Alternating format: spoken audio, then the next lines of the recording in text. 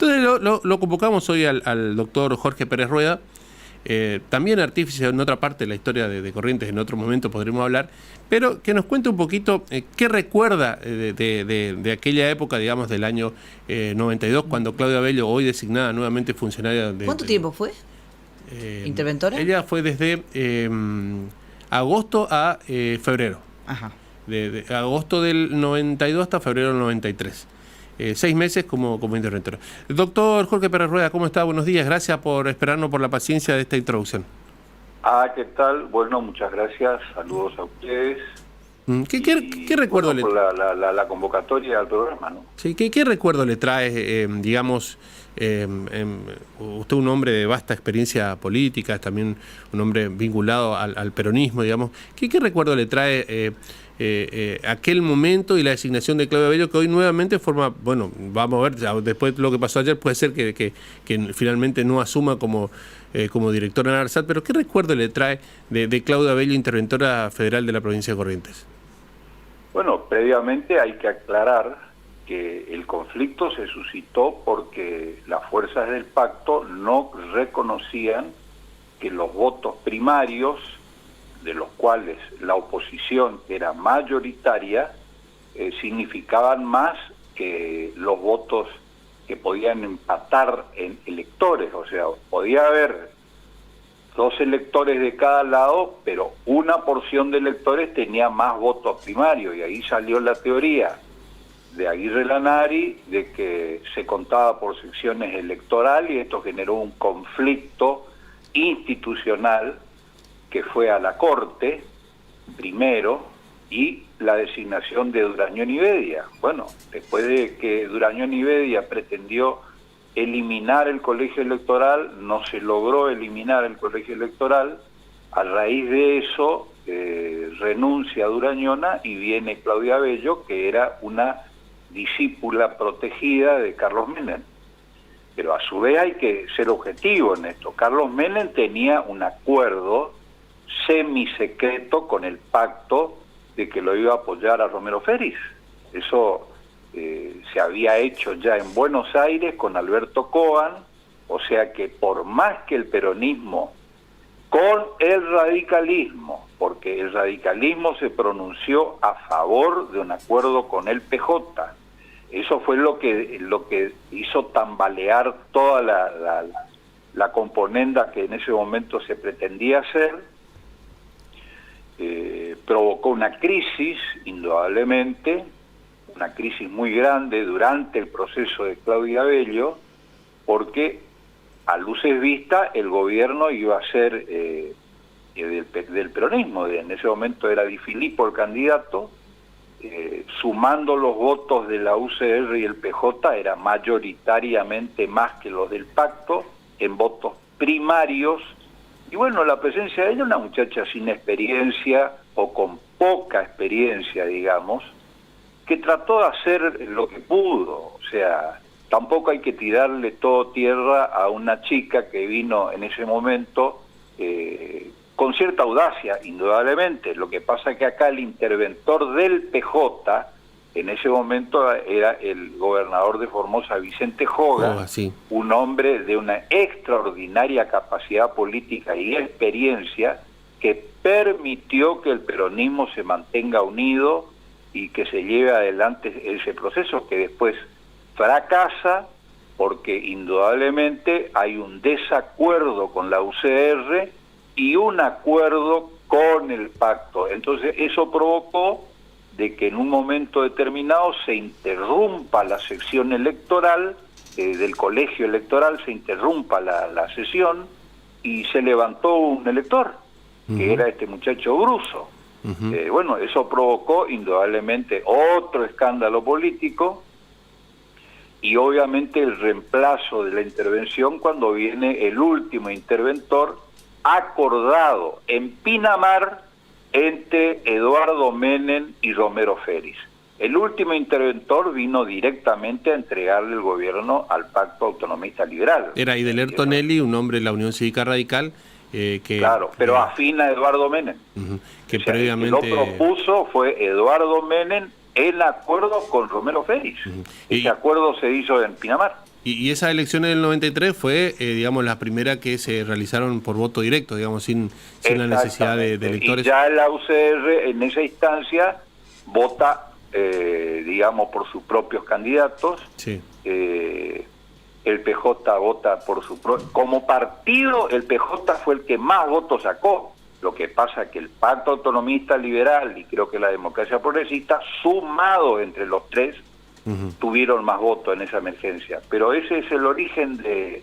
Y después viene la ruptura del pacto, o sea, la asunción de Romero Feris provoca una crisis dentro del pacto, se rompe el partido autonomista, renuncia el vicegobernador liberal, enemistado con Romero Feris, y eso provocó la destrucción del pacto hasta el día de hoy.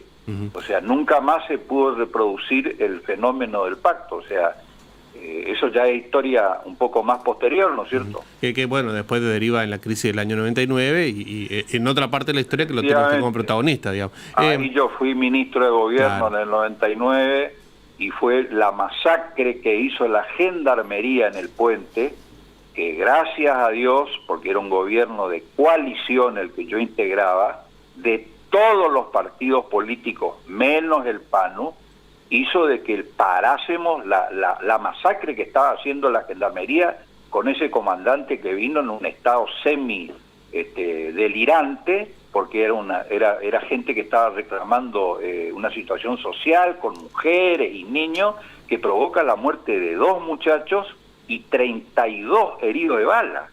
Eso generó de que vayamos con el doctor Ricardo Leconte, que siempre me voy a acordar de él, en el buen sentido de la solidaridad que tuvo, porque integrábamos el mismo gobierno, o sea, y fuimos a hablar con este comandante, salimos con una bandera blanca y se paró todo ese tiroteo, pero ya con 2 muertos y 32 heridos de bala. Ese episodio nunca fue todavía dirimido en la justicia. Sí. Y ese es un baldón negro que tiene la historia de Corrientes, porque este señor que Mestre dijo: yo bajo a Corrientes únicamente si me desalojan el puente, como sea. Y lo desalojaron a los tiros. Y con muerte de correntino. Bueno, esa sangre correntina está irredenta. O sea que todo este proceso que empezó con Durañona, después, ¿qué puede quedar de todo lo que te cuento de Claudia Bello? Todavía no está confirmado que va a integrar el directorio de CARSAT. Todavía no está confirmado. Aparentemente hubo un intento de designarla, pero acabo de leer en las noticias de hoy que todavía no está confirmado. Sí. Esté o no confirmado, a esta dirigenta salió absuelta de una serie de cargos que le imputaron en la justicia, o sea que en este momento no tiene ningún proceso abierto. Claro, no tiene ningún impedimento para ser funcionaria. Usted nos narró rápidamente, en 5 minutos, la crisis política que tuvimos en 91, 92, 93 y luego la crisis del 99. Uno viendo la situación como estamos hoy, con esta tranquilidad social, tranquilidad más allá de los vaivenes económicos por los cuales atravesamos los argentinos y estamos, parece ya mal acostumbrados a vivirlo, que queda como que fuera tan lejos todos estos episodios, todos estos hechos, pero sin embargo, en cierta manera son el sustento de esta paz social que hoy estamos viviendo. Es como que los correntinos aprendimos que esto no tenemos que volver a repetirlo. Y bueno, en principio lo que yo les puedo decir es que la provincia de Corrientes tiene, de alguna manera, una estabilidad política, más allá de los 20 años consecutivos que lleva la UCR en el gobierno. Ni el pacto en toda la historia del siglo XIX, siglo XX y XXI ahora ha tenido en forma consecutiva 20 años en el poder. No la UCR, que cosa que no es bueno en democracia, pero hay que atenerse a los votos de la ciudadanía. O sea, ese es un tema que habla de una cierta normalidad, pero también de una falta de recambio en los gobiernos. Ahora, el pueblo es el que decide, ¿no es cierto? Fíjense que en el caso del señor Macri ha perdido consecutivamente en Corrientes, él como candidato a presidente. O sea, las veces que Macri se presentó acá como candidato a presidente, Fernández, el actual presidente, le ganó ampliamente la elección presidencial. O sea que Corrientes es un caso que no es común en el país.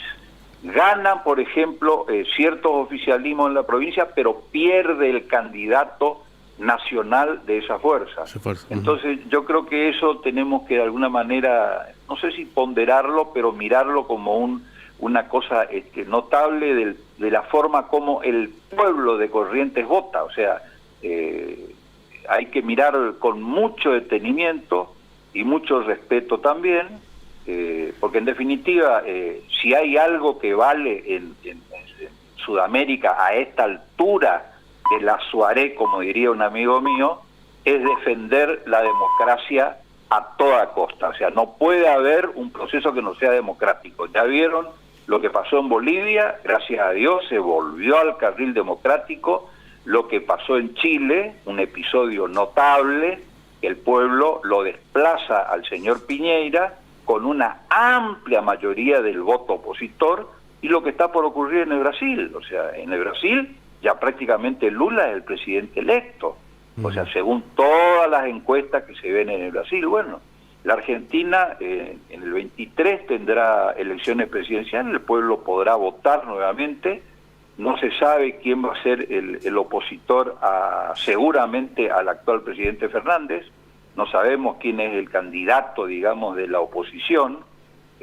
Ahí hay una disputa entre la gobernadora Vidal, Bullrich, el intendente de la ciudad de Buenos Aires, este muchacho, el intendente Rodríguez Larreta. Larreta. Aparentemente Macri ya está retirado de la contienda. Y bueno, seguramente la oposición tendrá paso que este sistema para dirimir en internas quién es el candidato de cada uno. Exactamente, las pasos que determinará quién va a ser el candidato, cosa que en ese sentido hay que reconocer que la oposición, habiendo hecho las pasos, hizo la gran elección que hizo legislativa, que acabamos de esta elección de medio término. Doctor, claro, porque permitió que compitan y eso genera movilidad de todas las fuerzas políticas que participan.